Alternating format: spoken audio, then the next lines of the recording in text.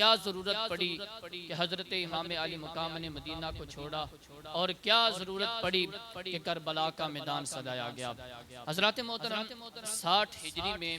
جب حضرت سیدنا امیر معاویہ رضی اللہ تعالیٰ عنہ کا وصال ہوتا ہے تو یزید جو ہے وہ تحت نشین ہوتا ہے اور اس نے تحت پر بیٹھنے کے فوراً بعد ہی لوگوں سے جو ہے وہ اپنی بیعت لینا شروع کر دی۔ تو اسی سلسلے میں سب سے پہلے بیعت کے لیے جن ہستیوں کو اس نے منتخب کیا کہ جن کو ضروری سمجھا کہ سب سے پہلے ان کی بیعت لی جائے،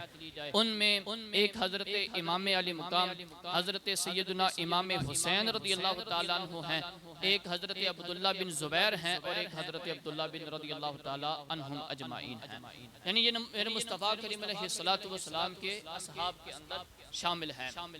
تو یزید نے سب سے پہلے کوشش کی کہ ان تینوں اصحاب کی بیعت لی جائے۔ تو اسی سلسلے میں اس نے گورنر مدینہ ولید بن عقبہ کی طرف ایک خط بھیجا اور اسے امیر معاویہ رضی اللہ تعالیٰ عنہ کے وصال کی خبر دی۔ تو جب وہ خط ولید بن عقبہ کے پاس پہنچتا ہے تو جب وہ خط پڑھتے ہیں تو اس کے اندر لکھا ہوتا ہے کہ حسین ابن علی، عبداللہ بن عمر اور عبداللہ بن زبیر رضی اللہ تعالیٰ عنہم اجمعین سے میرے حق کے اندر بیعت لو، اور اگر وہ بیعت سے انکار کریں تو پھر کیا کرو، معاذ اللہ ان کے سر کاٹ کر میرے پاس بھیجو۔ یعنی میرے مصطفیٰ کریم علیہ السلام کے نواسے اور آپ کے دو صحابی ہیں، ان کے حق ان کی بیعت جو ہے وہ میرے حق کے اندر لو، اور اگر وہ بیعت سے انکار کر دیں تو کیا کرو، ان کے سر کاٹ کر میرے پاس بھیج دو۔ تو اب گورنر مدینہ کے پاس خط پہنچتا ہے، تو جب وہ خط پڑھتا ہے تو اس کے اوپر راشا طاری ہو جاتا ہے، اس کے ہاتھ کانپنے لگ جاتے ہیں۔ اس نے اپنے نائب مروان بن حکم کو مشورے کے لیے بلایا کہ یزید نے یہ خط بھیجا ہے اور اس نے یہ کہا ہے کہ ان تینوں حضرات سے بیعت لو، اگر یہ بیعت نہ کریں تو ان کے سر کاٹ کر میرے پاس بھیج دو، اب تو اس کے اوپر کیا مشورہ دیتا ہے؟ تو حضرات محترم مروان بن حکم جو تھا وہ باطن تھا، مفسد تھا، وہ پلید تھا۔ اس نے کہا کہ اے گورنر مدینہ، جس طرح یزید تجھے حکم دے رہا ہے ویسا ہی کرو، ان سے بیعت لو، حسین ابن علی اور عبداللہ بن زبیر، عبداللہ بن عمر کو بلاؤ، اگر وہ یزید کی بیعت کر لیتے ہیں تو پھر تو ٹھیک ہے، لیکن اگر وہ بیعت نہیں کرتے تو پھر ان کے سر کاٹ کر یزید کے پاس بھیج دو۔ حضرات محترم ولید بن عقبہ جو تھا اس کے دل کے اندر ایمان تھا، اہل بیت اطہار کی محبت تھی، اہل بیت اطہار کا ادب تھا۔ اس نے کہا کہ میں مر تو سکتا ہوں، میں ساری دنیا کی سلطنت تو قربان کر سکتا ہوں، لیکن نبی پاک علیہ السلام کے گھرانے کی طرف میں ہاتھ نہیں بڑھا سکتا، میں حسین ابن علی کو کبھی بھی شہید نہیں کر سکتا ہوں۔ تو اب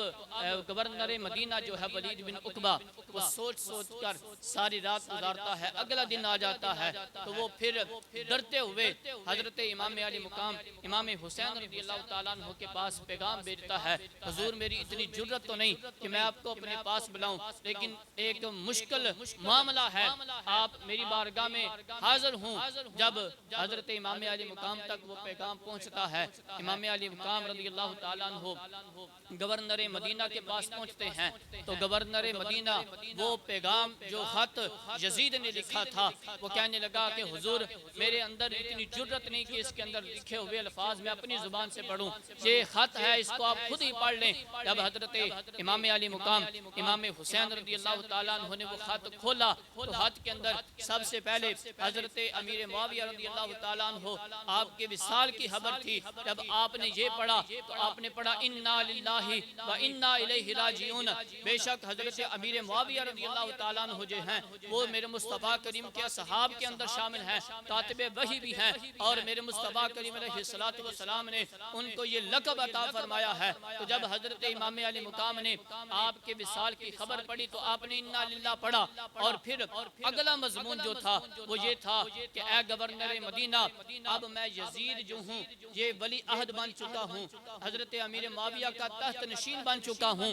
تو میرے حق میں ان افراد سے بیعت بیعت لو اور اگر یہ انکار کر دیں تو ان کی گردنیں اتار کر میرے پاس بھیج دو۔ امام علی مقام نے جب یہ الفاظ پڑھے آپ کی طبیعت کے اندر جلال آیا، لیکن آپ نے صبر کیا اور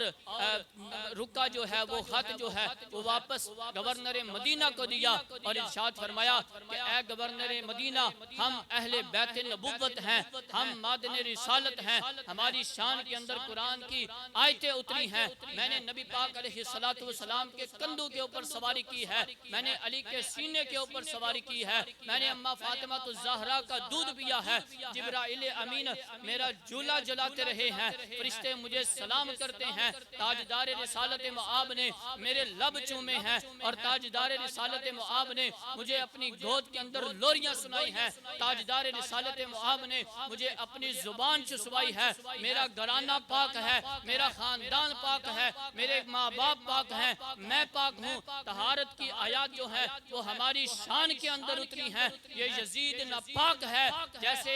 یزید جیسے ناپاک ہاتھ کے اندر میں جو ہے وہ ہاتھ نہیں دے سکتا ہوں۔ گویا حضرت امام علی مقام رضی اللہ تعالیٰ عنہ نے فرمایا یزید جو ہے وہ فاسق ہے، فاجر ہے، شرابی ہے، اور اسی طرح وہ اللہ تبارک و تعالیٰ کی حلال کردہ چیزوں کو حرام قرار دیتا ہے اور حرام کردہ چیزوں کو حلال قرار دیتا ہے۔ تو حسین ابن علی کا گھرانہ وہ گھرانہ ہے کہ جس کی شان کے اندر اللہ کی قرآن کی آیات نازل ہوتی ہیں، تو حسین جو ہے وہ کبھی بھی یزید کی بیعت نہیں کر سکتا۔ حسین ابن علی کبھی بھی یزید کے ہاتھ میں ہاتھ نہیں دے سکتا ہے۔